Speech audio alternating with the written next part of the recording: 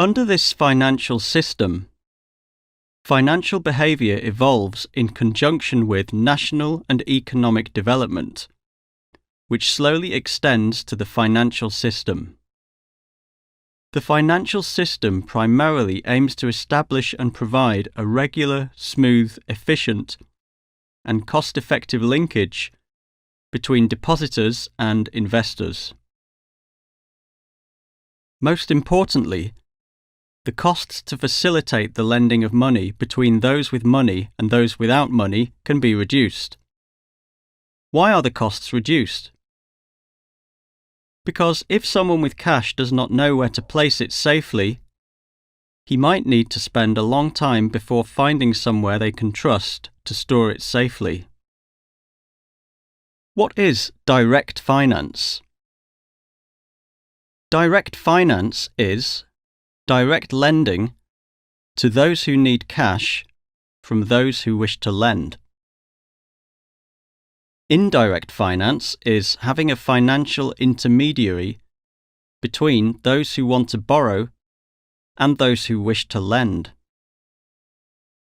In the case of direct finance, take a wealthy person directly buying stocks as an example. He goes directly to the centralized transaction market to buy stocks of the companies that he likes or has confidence in.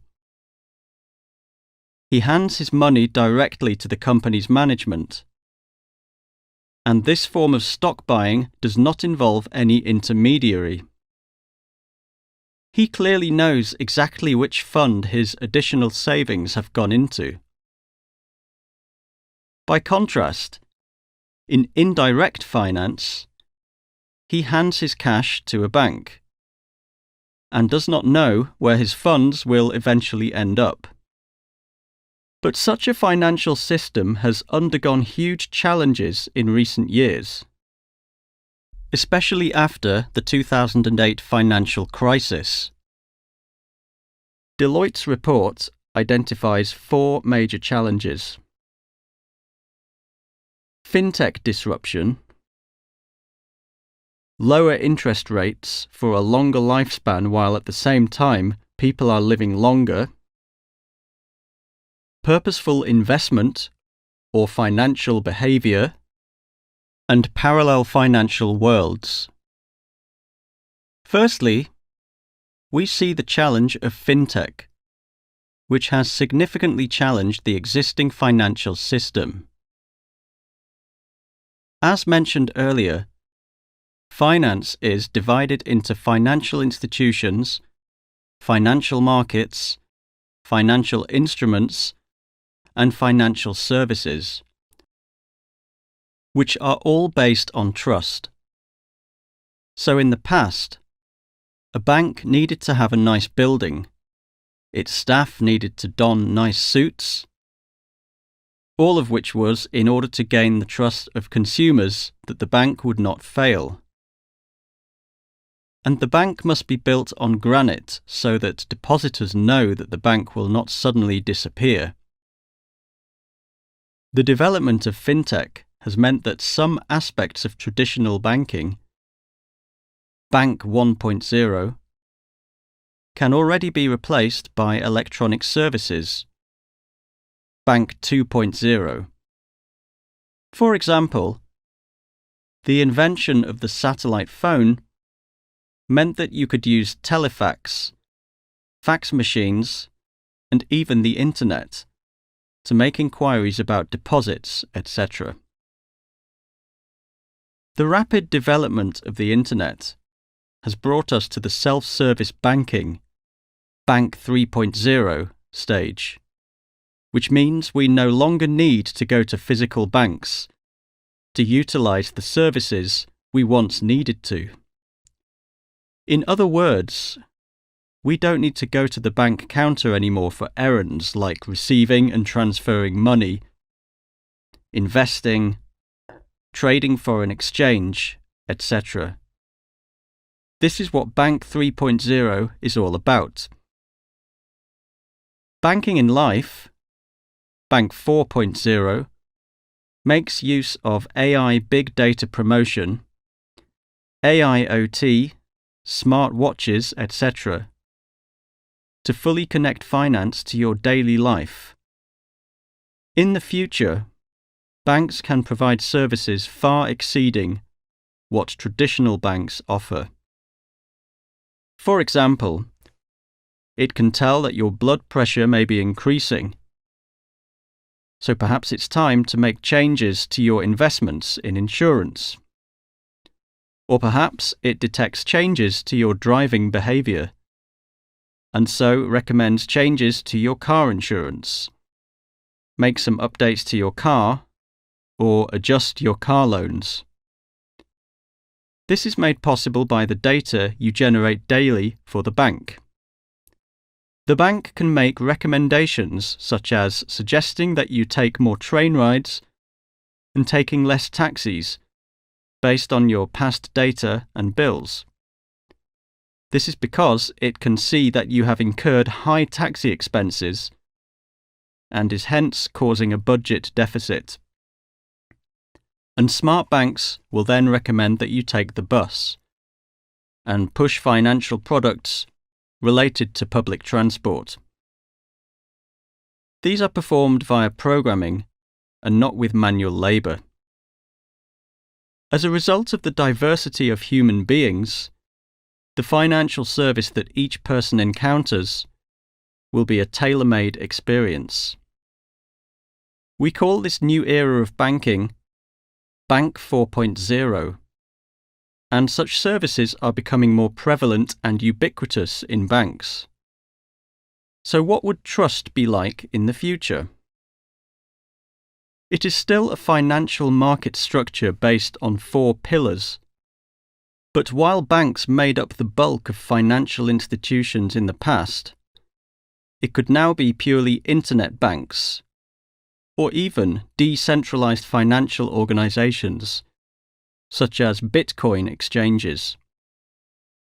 But we are witnessing more and more of such behavior that is not yet fully regulated by the market or government by decree.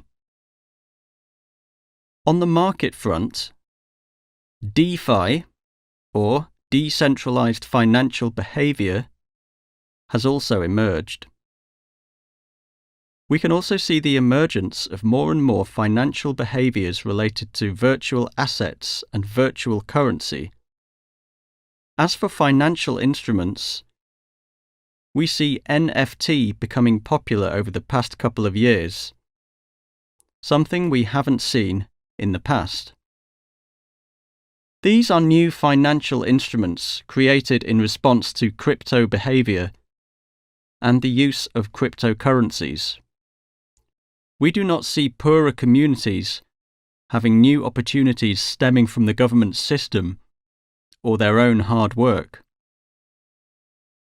This is why we call for an inclusive society via financial means.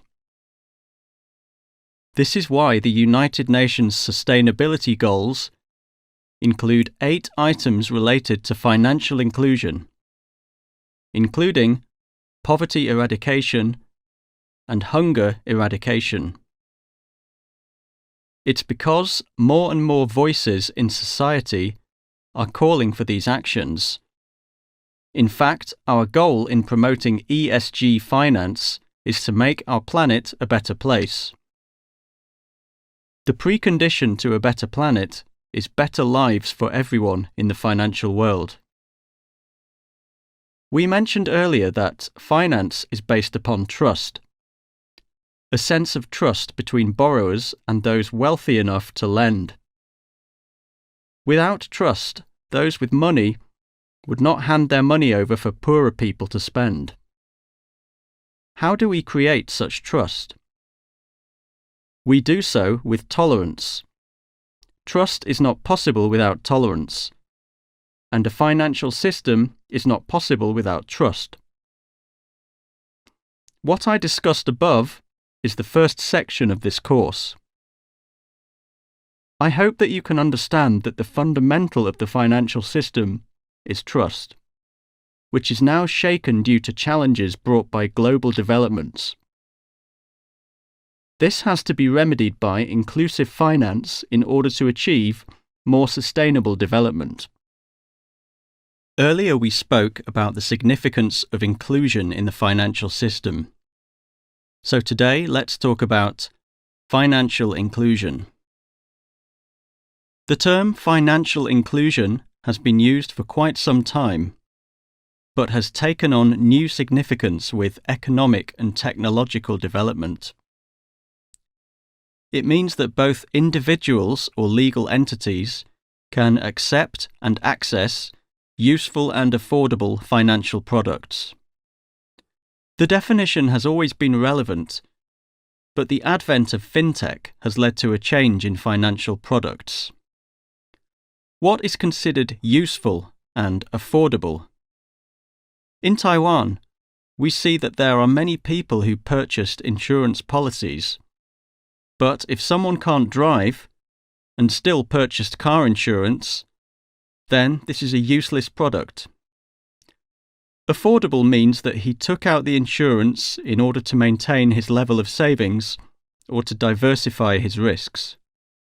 Yet, he realized halfway through that he cannot continue paying for it due to unstable income, and hence the earlier investments became void. This is an example of an unaffordable product. Fintech development, whether through accounting or savings reminders, can lead to better use of financial products.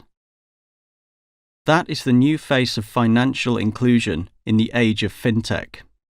Government supervision is not just focused on financial institutions, but also includes regulations governing financial consumers. These regulations ensure that, if financial institutions do not disclose to the consumer the full risks involved with the purchase of a product, then the financial institution will have the obligation and responsibility to compensate the consumer if and when financial risks occur. This diagram shows the 4 financial components of the financial system and 3 types of different financial consumers.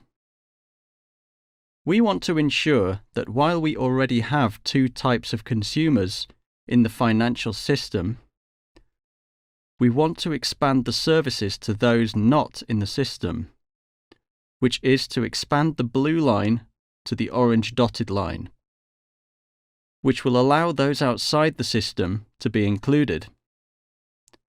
What must be done to include someone in the system? The first is to enhance relevant knowledge, and knowledge is a two-way street. We have to help those outside of the system understand what finance can help them to achieve, or realize what finance truly is. This is instead of a situation where someone does not have access to the many government subsidies that they require, and hence turns to illegal or dubious moneylenders, becoming part of the underground economy. On the other hand, we need to enable the financial system to better understand those not yet in the system. These people could easily be labelled as not being capable of making repayments because they are from a specific community or are a specific gender. Many countries now have various credit enhancements that allow these people to be included in the financial system. Secondly, build trust, and trust is a two-way street.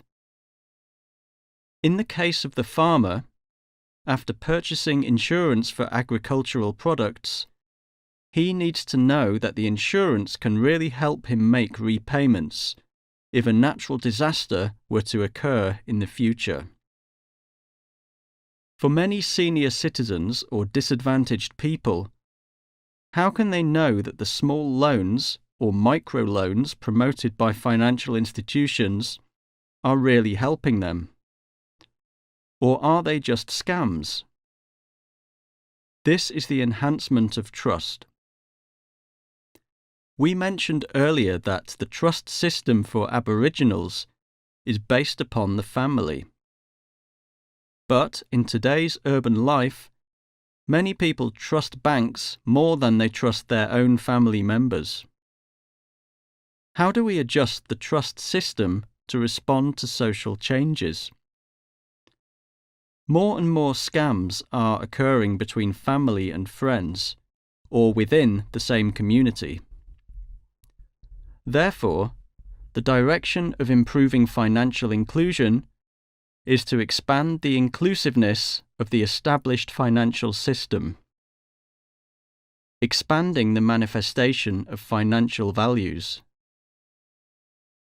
The key to this is increasing understanding between individuals and between consumers and institutions. Therefore, our last few lessons will focus on how we should promote financial inclusion. The path to promoting financial inclusion will not be measured by hard benchmarks. For example, to say that increasing the number of ATM counters by 1 is representative of improving financial inclusion is wrong. We also see that some countries, in an effort to push for financial inclusion, only consider how to enable everyone to have an internet banking account.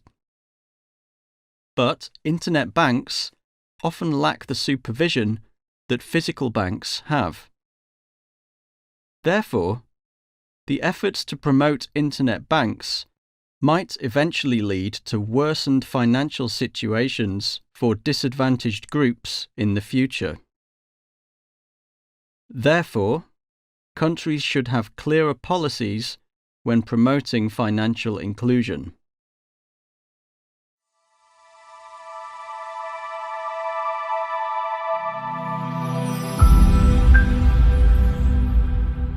Por ser la sesión inicial, tenemos presentes a Magíster Fernando Escalante, viceministro de Desarrollo de la MIPYME, y al señor Pablo Hong, director de Misión Taiwán, quien ahora nos va a dar unas palabras de bienvenida.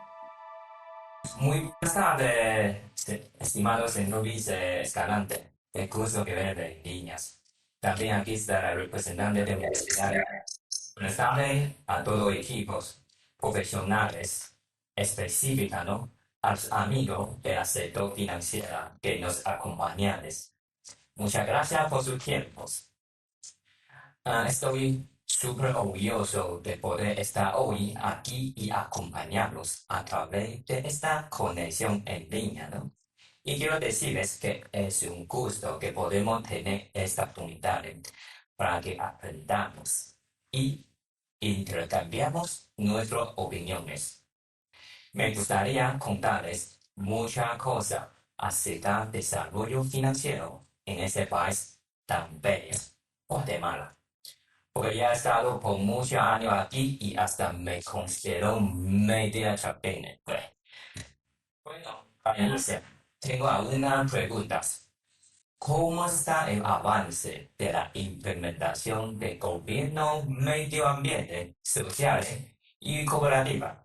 En inglés se llama Environmental, Social and Cooperation, ¿verdad? Ok, es la palabra en inglés se llama ESG en Guatemala. ¿Cómo podemos promover la gestión de financiero con una cuarta versión de Ecuador Principles? Ya logramos actualizar el ambiente financiero en Guatemala. Ustedes van a pensar que tal vez estoy un poco loco, ¿no? Como siempre, chinito, con todo esto, pero sabemos, honesto, ustedes confían que para este país podemos brindar un mejor servicio financiero para nuestra familia, amigos o ciudadanos. Yo nunca imaginé que fuera tan complicada para un extranjero como yo tuviera su cuenta en Guatemala. Wow, es un desastre. Y si menciona que no, una banco, mire, aquí estoy quejando, todo compañero de banco, nadie me da un tarjeta. Siendo honesto, Y contándoles un poco a ustedes, mi experiencia es en el sector financiero, ¿no? Y por eso también siempre toma el principio de la estabilidad para mi vida, hasta que también considero cualquier prima de riesgo que sea justo para tomar muchas decisiones. Por ejemplo, realizar mi carrera en Guatemala con un mejor futuro. O por otro lado, me puedo quedar en Taiwán por temas de paz, pero me quedo encerrada en oficina por toda la vida. Pues, hasta riesgo, pero con mayor ganancia. Porque quiero comentar tantas ideas, porque estoy imaginando hacia dónde el sector financiero de ese país puede volar.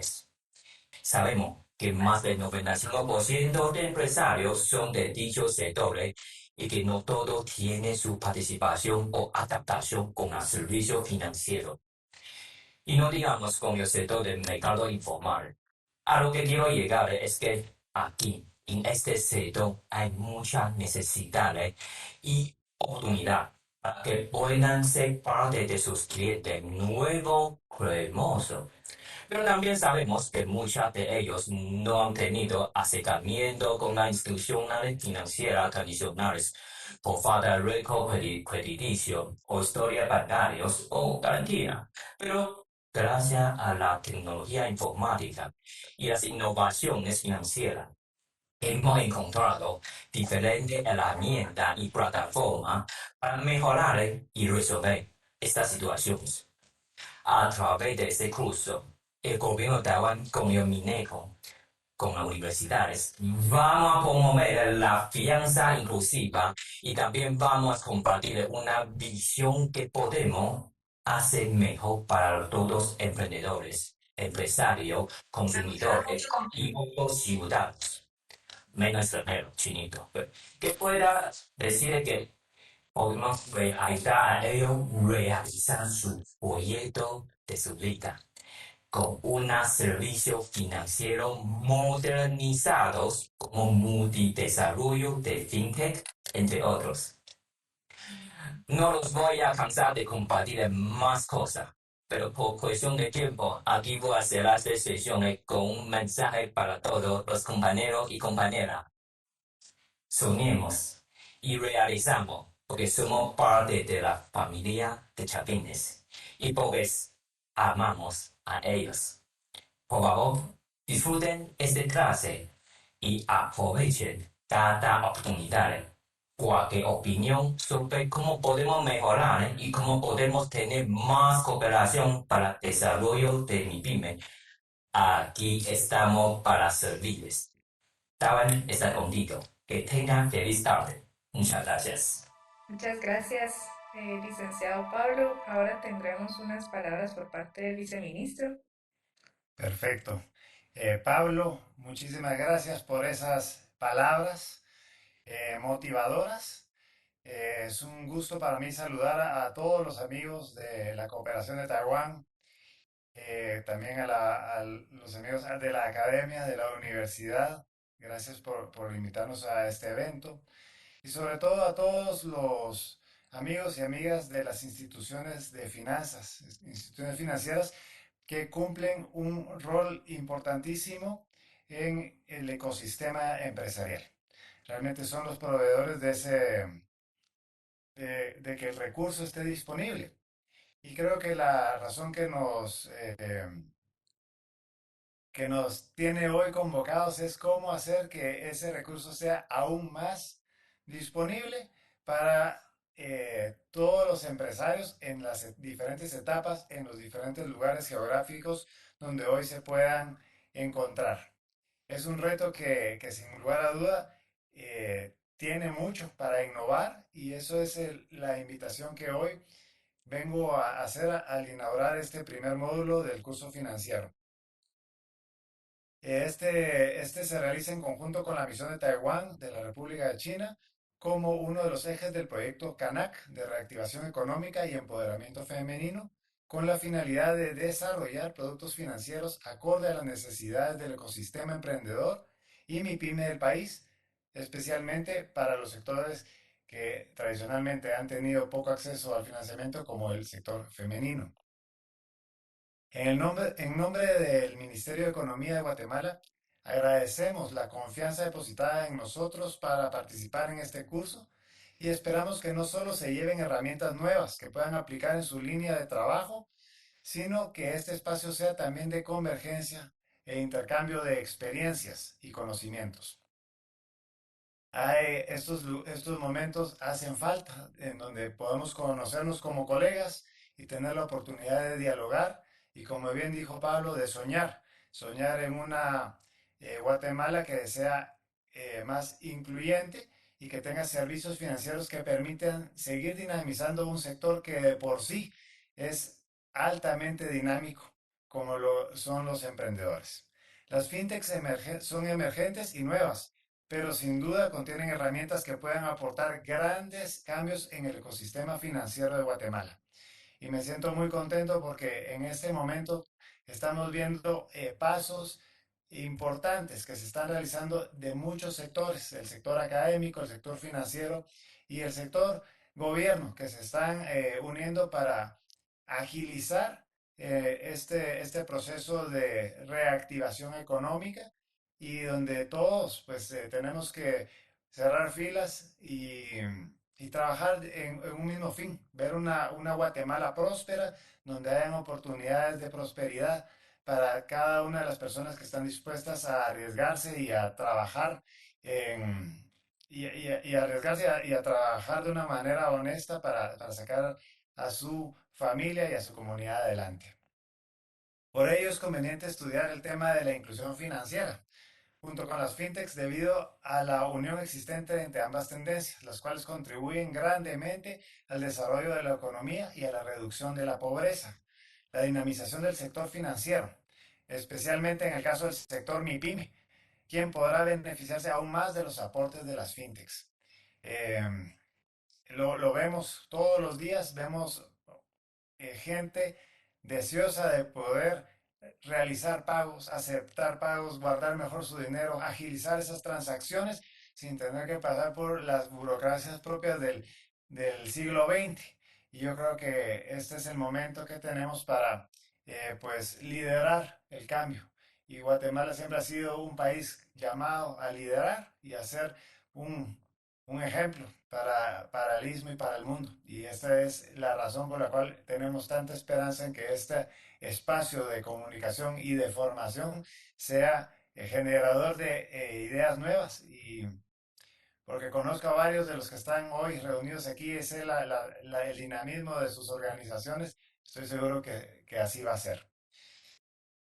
Estamos seguros que este programa va a permitir el acceso inclusivo a plataformas que ofrezcan una amplia oferta de servicios financieros y llegando a nuevos segmentos de mercado.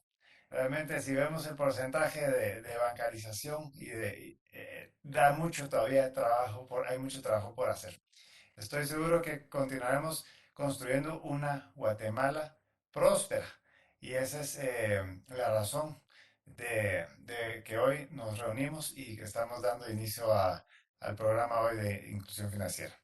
Muchísimas gracias a todos los presentes aquí y pues bienvenidos. Muchas gracias, viceministro. Invitamos también al resto de participantes a encender sus cámaras y acompañarnos en este momento. Igualmente aprovecho para introducir a los facilitadores de este curso, quienes van a ser el licenciado Boris Lemus y el licenciado Álvaro Mayorga. Gracias, licenciada Marielos. Muchísimas gracias a nuestros personeros de Taiwán, señor viceministro Escalante. Muy buenas noches a todos y todas. Y para nosotros es un gusto y un honor compartir con ustedes. Sabemos que tenemos acá personas con mucha experiencia, con mucho entusiasmo y muchos sueños y, como muy bien decía también, tanto el licenciado Antonio como nuestro señor viceministro, interesante la dinámica de nuestro país, lo que ofrece nuestro país en función de las oportunidades, los recursos que posee nuestro país. Hay algo que me gusta siempre decir y pues los que hemos y lo que practicamos la academia todavía, Cuando me preguntan, mire, ¿y usted cuántos años tiene de dar clases? Les digo, miren, mejor hablemos de otros temas porque ya vamos a comenzar a sacar ahí cuentas de años. Pero sí quiero decirles algo importante. Guatemala es uno de los pocos países de Latinoamérica con el mayor esquema de estabilidad macroeconómica.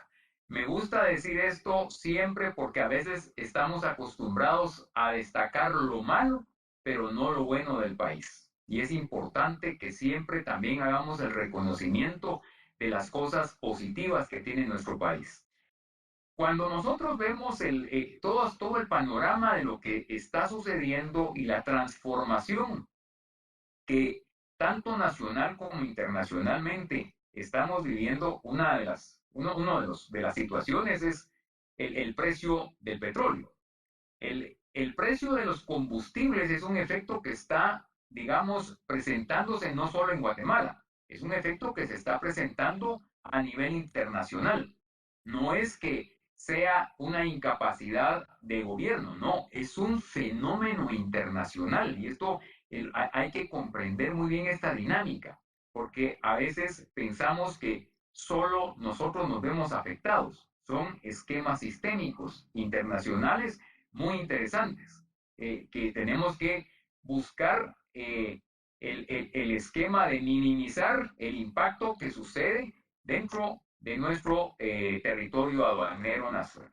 Bueno, en términos prácticos, es interesante ver lo que está sucediendo, lo que está aconteciendo y las transformaciones que esto tiene y obviamente los retos que presenta.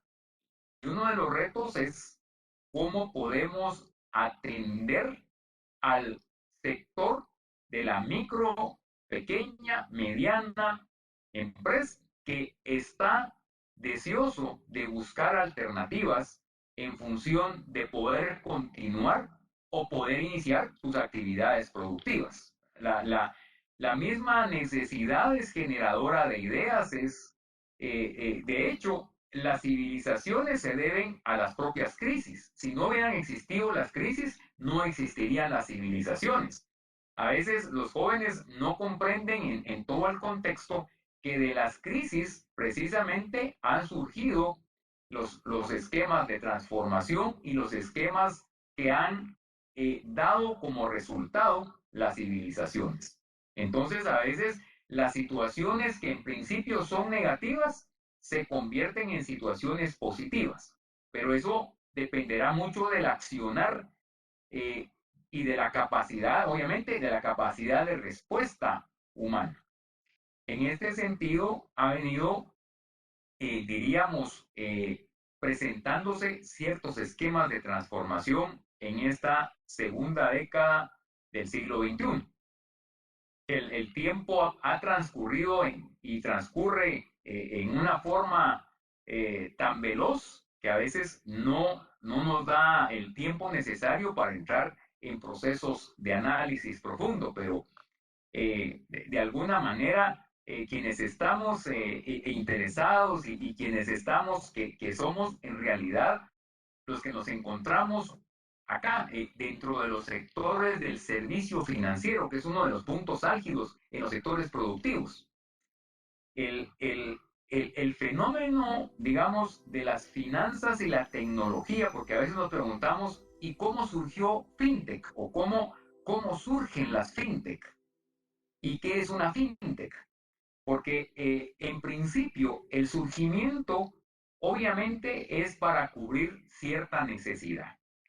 Siempre que el mercado encuentra ciertos esquemas en los cuales se pregunta cómo cubrir determinado servicio, pues en su momento hay que idearse los esquemas que pueden atender ciertas necesidades específicas que están surgiendo en el mercado.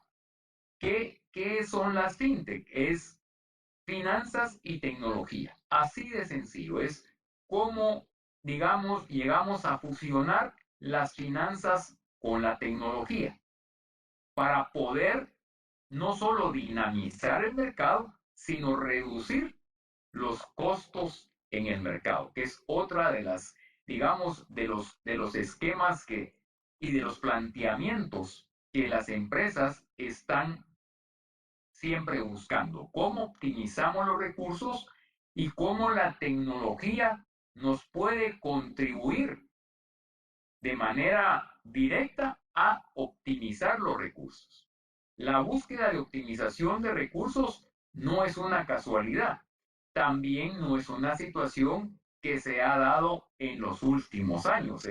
Si nosotros hacemos un análisis, inclusive desde los planteamientos del nuevo despertar de la economía, cuando la economía surge como ciencia en 1776 y se separa de la ética y de la política, gracias a dos acontecimientos muy importantes e interesantes que siempre debemos de tener presente: la declaración de la independencia de los Estados Unidos de Norteamérica el 4 de julio, precisamente de 1776, y la publicación de dos grandes obras en ese periodo, que fue la tabla económica de Francisco Quesnay y la riqueza de las naciones de Adam Smith.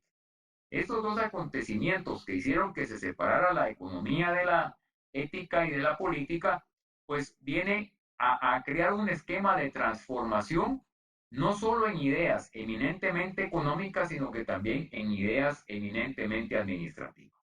Y vemos nosotros el aparecimiento del padre de la administración científica, don Frederick Taylor, y hacemos un poquito de historia, pero les voy a decir por qué. A 1856, 1915, y el padre de la teoría administrativa, Henry Fayol, 1841, 1925. A partir de ese momento se despierta una serie digamos, de interés por la búsqueda de optimizar recursos. ¿Cómo podemos nosotros optimizar recursos? Y la búsqueda de esa optimización de los recursos. Pero vemos también la transformación tecnológica que inicia al finalizar la Segunda Guerra Mundial. Hay una oportunidad enorme de crear nuevas ideas y desarrollar nuevos esquemas de conocimiento en el aprovechamiento de los factores o recursos de la producción: tierra, capital, trabajo, capacidad empresarial y tecnología, que actualmente son los 5 factores o recursos de la producción. Son situaciones muy, muy interesantes que se deben de analizar, porque en realidad la única forma de incrementar el ingreso, diríamos en términos positivos, que no le den una situación negativa en el mediano y en el largo plazo, es crear fuentes de trabajo. Y las MIPYMES son exactamente un núcleo muy importante para la creación de esas fuentes de trabajo. Es interesante también no solo el hecho de la oportunidad que le estamos dando a la microempresaria, no, es también la oportunidad que le damos que pueda generar empleo. Esto es fundamental y esto es muy importante. No solo es el hecho de apoyar a una MIPYME, es lo que representa, lo que está atrás de ese apoyo que le vamos a brindar a la MIPYME. Entonces, lo que está tratando de hacer FinTech hoy por hoy, dentro de ese contexto, y acá es donde vamos a ver digamos, la hermandad que tenemos que llevar con la banca, porque no puede existir FinTech sin banca. Muchas veces decimos, es que eso es lo que va a sustituir a la banca. Somos un complemento, y en realidad es un complemento como tal, el esquema. No hay, digamos, esa división, o es mucho menos un desplazamiento. Lo que va a haber es una fusión. Y llegamos hoy por hoy a comprender esa interacción y ese apoyo, porque nosotros, por ejemplo, en parte de lo que hacemos es precisamente dentro del apoyo a las MIPIMES, es también presentarles las opciones. Y ahí es donde tenemos que encontrar ese secreto, cómo lo podemos poner en marcha para presentarle en realidad opciones que le vaya a permitir al micro, pequeño y mediano empresario salir adelante. Con créditos bancarios, con créditos de cooperativas que le permita obtener una tasa de interés que no le sea una carga directa, obviamente mayor a su propia capacidad de, de, digamos, de compromiso financiero, de pago financiero. Pues obviamente sabemos que la tasa de interés no es ni más ni menos que el precio que pagamos por el uso del dinero. Y el empresario necesita utilizar el dinero, por lo tanto, al utilizar el dinero está obligado a pagar una tasa de interés. Y dentro de ese contexto es interesante ver esta dinámica, observar esta dinámica de ir, digamos, más allá a veces y llegar a descubrir lo que un potencial cliente necesita. Un cliente que a veces no tiene estados de cuenta porque no ha tenido la oportunidad de tenerlos. Obviamente, no es que sea un lavador de dinero, ni mucho menos, sino que a veces tiene su puesto en el mercado, por ejemplo, está realizando trabajos manuales y le están pagando, obviamente, quien le compra los trabajos manuales le paga en efectivo. Y a veces se ve obligado a manejarse dentro de ese contexto y no, digamos, ha tenido la orientación en algún momento o el consejo a tiempo para decirle, mire, abra una cuenta y trate de principiar a manejar su dinero bancariamente porque eso le va a dar la oportunidad de tener un récord y eso le va a dar la oportunidad más adelante de poder obtener un financiamiento no al porcentaje que a usted le están cobrando, porque a veces digamos, ese pequeño o ese microempresario va a caer en manos de un agiotista que le va a decir, mire, le cobro el 20%, le doy 100 quetzales y me trae 120 al final del día. Dentro de ese, digamos, dentro de ese contexto y ese criterio, sí es muy importante esa concientización que debemos hacernos todos los días en función, en realidad, de lo que necesita el cliente. No necesitamos a veces que el cliente nos llegue a contar, sino que el cliente en realidad nos llegue a presentar lo que ha hecho con los recursos que ha obtenido.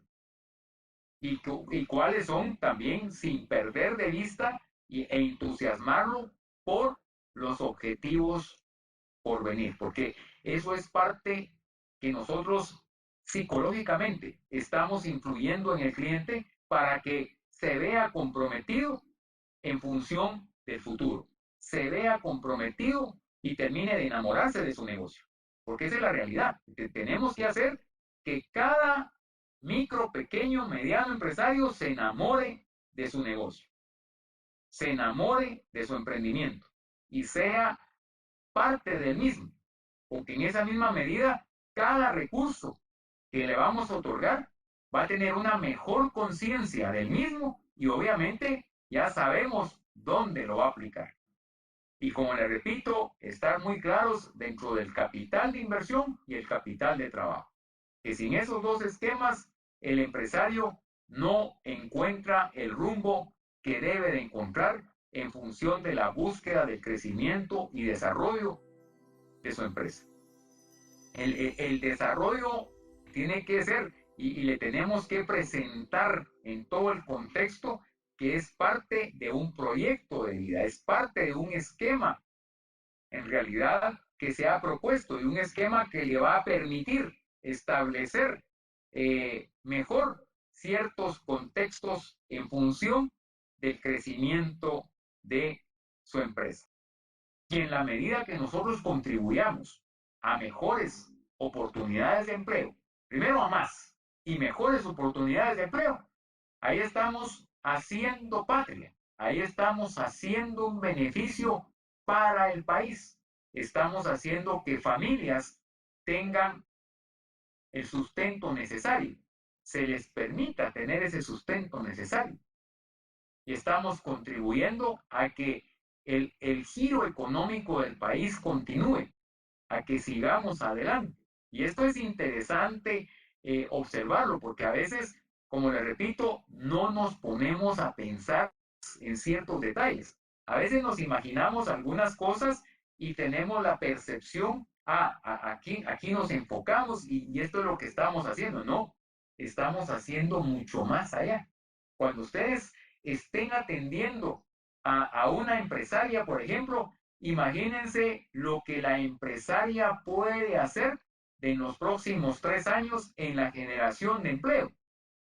No solo en el bienestar de ella, en la generación de empleo, las fuentes de trabajo, esas oportunidades de empleo que, como le repito, muchos guatemaltecos migran porque no tienen la oportunidad de empleo.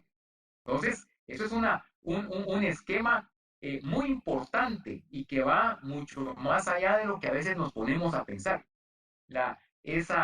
Esa oportunidad de oro que tenemos en función de poder buscar mecanismos de calificar a un cliente y poderle decir al cliente, mire, sí tiene una oportunidad de financiamiento. Eso es maravilloso porque estamos haciendo patria y estamos llegando más allá de lo que nos imaginamos. Que a veces no nos imaginamos el esquema digamos, de la creación de fuentes de trabajo, de la disminución de los costos y con base en esa disminución de costos podemos hacer crecer a la empresa. Y si la hacemos crecer, representa consolidación de la empresa en el mercado, que es empleo de mediano y de largo plazo. No solo es un empleo para salir solo para pasarla el agua, como decimos comúnmente, no. Es un empleo que le va a permitir poder enganchar una casa, poder enganchar un automóvil, es decir, poder mejorar, mandar a estudiar a sus hijos a un colegio, mejorar las condiciones de vida de las personas que laboran en las empresas. El cliente amigo se logra con base en un clima de confianza, con base en facilitar los esquemas de acercamiento, en ser muy objetivos y muy, les diría yo, hasta cierto punto, muy sinceros en el consejo que ustedes le van a brindar, le van a dar.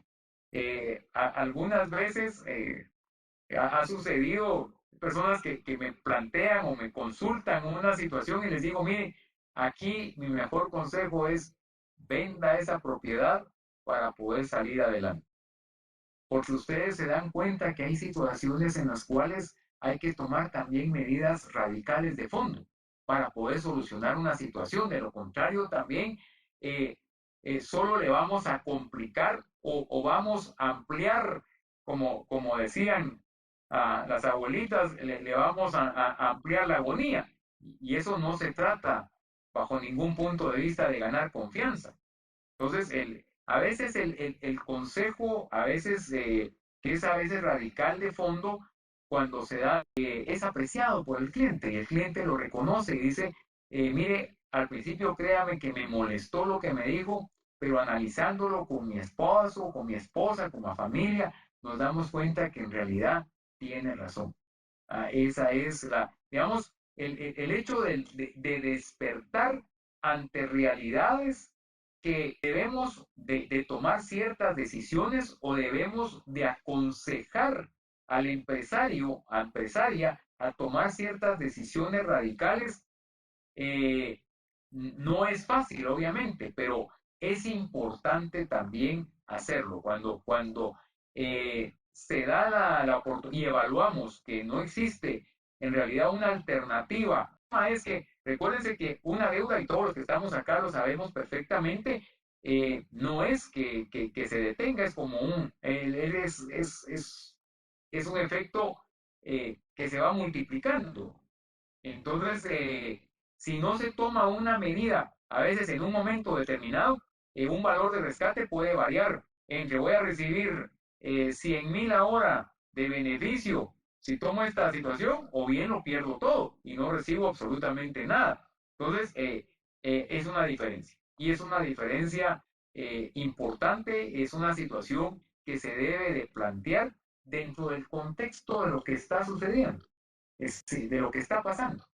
Y eso es el esquema de la confianza. ¿Cómo podemos ganar entonces más confianza con el cliente? ¿Cómo podemos, a medida que somos sinceros también con el cliente, también ganamos su confianza? Pero en la medida que le ayudamos a buscar soluciones, ganamos inclusive más confianza. La idea es que también seamos creativos, que tengamos esa capacidad y esa mente que tenemos y que a veces tenemos oportunidad de ponerlo en marcha y a veces no lo hacemos porque en ese momento no se nos ocurrió. O sea, cuando ya le dijimos al cliente que no podíamos y decimos, miren, si le hubiéramos dicho al cliente que hiciera A, B, hubiéramos podido hacer un paso C. Entonces, sí, a veces encontramos cómo lograr esa oportunidad. Y ahí tenemos que hacer los esfuerzos necesarios, tenemos que hacer digamos, más allá de lo que estamos en términos generales, como más que acostumbrados, estamos programados en algún momento para ciertas situaciones. Acá tenemos que ir buscando cómo modificamos ciertos esquemas y hoy por hoy, precisamente, el mundo fintech nos permite, y es más, nos invita a que desarrolle para ganar más confianza. En la medida que ganamos más confianza, en esa misma medida podemos desarrollar mejores funciones dentro de los empresarios, dentro de las empresarias. Y eso es interesante. Eso es muy interesante. Ganemos confianza. ¿Por qué es interesante? Vean, es interesante la dinámica que vamos a ir desarrollando y es interesante ese despertar ante nuevas tendencias tecnológicas, pero que también nos invitan a tener replanteamientos hacia nuevos mecanismos de acercamiento con el cliente. Y también nos invita a la búsqueda de mejorar de creatividad en función de solución de ideas, porque esto es una situación eh, eh, una situación que nos invita hacia un despertar, nos invita hacia un esquema de digamos, de preguntas y respuestas en realidad. ¿Cómo podemos nosotros buscarle una solución financiera a alguien que en principio o en términos, si ustedes quieren, estándares no califica para un crédito? Pero tenemos que buscar el esquema de calificación del crédito. ¿Cómo podemos nosotros buscar un esquema de acercamiento y de confianza que pueda facilitar o viabilizar posibilidades de calificación? No olvidar la importancia que tiene la generación de fuentes de trabajo. Ahí no debemos de perder de vista este punto fundamental, mis amigas y amigos. Lo que representa cada micro, cada pequeña, cada mediana empresa en función de las fuentes de trabajo, de esas oportunidades de crear más y mejores fuentes de trabajo. Muchas gracias, qué bueno, qué bonito ese curso, licenciado, ¿verdad? Qué bonito de su contenido, bien cargada, ¿no? Pero viene mucho hoy día, como usted mismo ha dicho, hay que cambiar la chip para todo compañero, más con ese sector financiero. Quiero a través de su presentación, su curso, vamos a seguir en ese camino para mejorar nuestro ambiente financiero en ese bello país. Muchas gracias a todos y que tengan feliz noche.